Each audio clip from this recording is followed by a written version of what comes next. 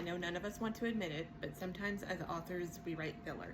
And I'm not talking about adverbs or telling versus showing. I'm talking about pages or paragraphs that are designed to get characters from point A to point B and take way too long to do so.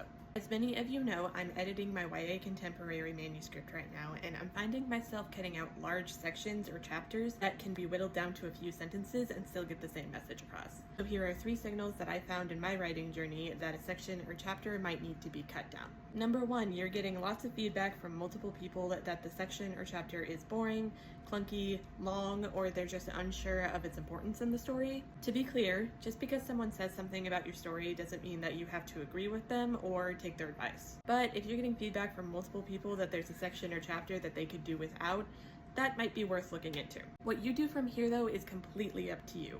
If you think that the message that the words convey is still important but could definitely be pared down to a sentence or two, do that. Or if you think that it could be cut out of the story entirely and not change the story at all, it might be time to remove it. You get the final say on what happens in your story.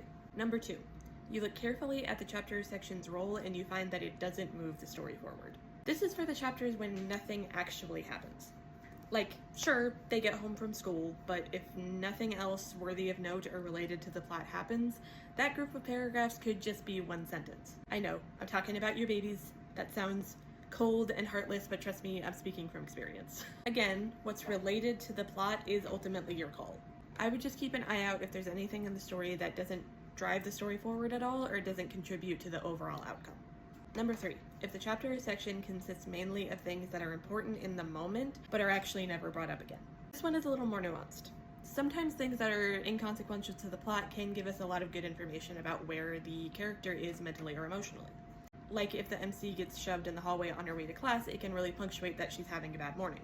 But if several pages consist of her getting shoved in the hallway, losing her pencil, really needing to use the bathroom during class, forgetting her lunch, etc., it might be enough that you know that those things happened. And then when the plot picks up, you can show how the general weight of living impacts the character in that moment. None of this is meant to be exhaustive. I'm not telling anybody what to do here.